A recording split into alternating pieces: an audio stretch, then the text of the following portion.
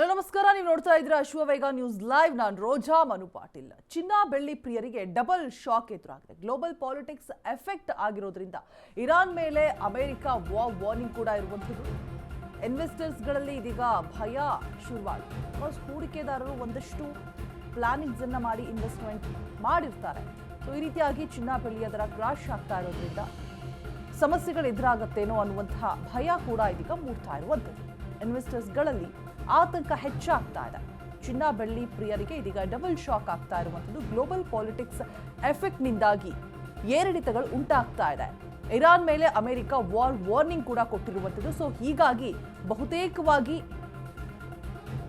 ಏರಿಳಿತಗಳ ಸಾಧ್ಯತೆಗಳು ಇದ್ದೇ ಇದೆ. ಮತ್ತೆ 2.5 ಲಕ್ಷಕ್ಕೆ ತಲುಪಿದೆ ಇದೀಗ ಬೆಳ್ಳಿಯ ಬೆಲೆ. ನೆನ್ನೆ ಒಂದೇ ದಿನ 11,000 ರೂಪಾಯಿ ಏರಿಕೆ ಆಗಿತ್ತು. ಇವತ್ತು ಕೂಡ ಚಿನ್ನ ಬೆಳ್ಳಿ ಬೆಲೆಗಳಲ್ಲಿ ಭಾರಿ ಏರಿಕೆ ಸಾಧ್ಯತೆ ಇದೆ ಅಂತ ಕೂಡ ಹೇಳಲಾಗ್ತಾ ಇದೆ. ಸದ್ಯಕ್ಕೆ ಚಿನ್ನ ಬೆಳ್ಳಿ ದರಗಳ ಏರಿಳಿತದಿಂದಾಗಿ ಆಭರಣ ಪ್ರಿಯರು, ಹೂಡಿಕೆದಾರರು ಇಬ್ಬರಿಗೂ ಕೂಡ ಟೆನ್ಷನ್, ಬಹುದೊಡ್ಡ ತಲೆನೋವು ಶುರುವಾಗಿದೆ. ಇದೀಗ ಗ್ಲೋಬಲ್ ಪಾಲಿಟಿಕ್ಸ್ನ ಎಫೆಕ್ಟ್ ಈ ರೀತಿಯಾಗಿ ಸಡನ್ಲಿ ಚಿನ್ನ ಬೆಳ್ಳಿ ಎರಡೂ ಕೂಡ ಕ್ರಾಶ್ ಆಗೋದಕ್ಕೆ ಕಾರಣ ಅಂತ ಹೇಳಲಾಗ್ತಾ ಇದೆ. ಗೋಲ್ಡ್, ಸಿಲ್ವರ್ ಎರಡರ ರೇಟ್ ಕೂಡ ಜಂಪ್ ಆಗುವಂತಹ ಸಾಧ್ಯತೆ. ಷೇರು ಮಾರುಕಟ್ಟೆಯಲ್ಲಿ ಒಂದಷ್ಟು ಬದಲಾವಣೆಗಳು. ಚಿನ್ನ ಬೆಳ್ಳಿ ಎರಡು ದರವೂ ಕೂಡ ಅಟ್ಲೀಸ್ಟ್ ಒನ್ ಡೇ ಆದರೂ ತೆಗೆದುಕೊಳ್ತಾ ಇತ್ತು ಏರಿಳಿತಗಳಿಗೆ. ಅಟ್ಲೀಸ್ಟ್ ಮಾರ್ನಿಂಗ್ ಇಂದ ಈವ್ನಿಂಗ್ ವರ್ಗೂ ಆದರೂ ಕೂಡ ಒಂದೇ ಬೆಲೆನ ನಾವು ನೋಡ್ತಾ ಇದ್ವಿ ಈ ಹಿಂದೆ ಎಲ್ಲ. ಬಟ್ ಈ ಕಂಟಿನ್ಯೂಸ್ಲಿ ಒಂದು 15 to 20 ಡೇಸಿಂದ ಏನಾಗ್ತಾ ಇದೆ ಅಂತ ಹೇಳಿದ್ರೆ, ಮಾರ್ನಿಂಗ್ ಓಪನಿಂಗ್ ಟೈಮಲ್ಲಿ ಒಂದು ಬೆಲೆ ಇದ್ರೆ ಮಾರ್ಕೆಟಿಂಗ್ ಕ್ಲೋಸಿಂಗ್ ಟೈಮಲ್ಲಿ ಆಲ್ರೆಡಿ ಏರಿಳಿತಗಳು ಸಿಕ್ಕಾಪಟ್ಟೆ ಬದಲಾವಣೆಗಳು, ಡಿಫ್ರೆನ್ಸಸ್ ಅನ್ನ ನೋಡ್ತಾ ಇದ್ದೀವಿ. ಸೊ ಹೀಗಾದಾಗ ಹೂಡಿಕೆದಾರರಿಗೂ ಕೂಡ ಮತ್ತೆ ಗ್ರಾಹಕರಿಗೂ ಕೂಡ ಒಂದಷ್ಟು ಗೊಂದಲಗಳು, ಕನ್ಫ್ಯೂಷನ್ಸ್ ಸ್ಟಾರ್ಟ್ ಆಗುತ್ತೆ.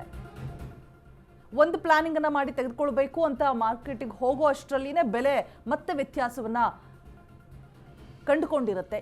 ಇಳಿಕೆ ಆದರೆ ಓಕೆ ಫೈನ್, ಬಟ್ ಏರಿಕೆ ಆದರೆ ಮತ್ತೆ ಹಾಗೆ ವಾಪಸ್ ಮನೆಗೆ ಮರಳುವಂತಹ ಪರಿಸ್ಥಿತಿ ಕೂಡ.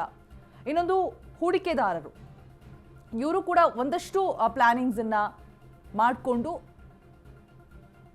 ಇನ್ವೆಸ್ಟ್ ಮಾಡಿರ್ತಾರೆ. ಸೊ ಅಲ್ಲೂ ಕೂಡ ಯಾವುದು ವರ್ಕೌಟ್ ಆಗದೇ ಇದ್ದಂತಹ ಸಂದರ್ಭದಲ್ಲಿ ಒಂದಷ್ಟು ಗೊಂದಲಗಳು, ಆತಂಕ, ಭಯ ಕೂಡ ಎದುರಾಗುತ್ತೆ.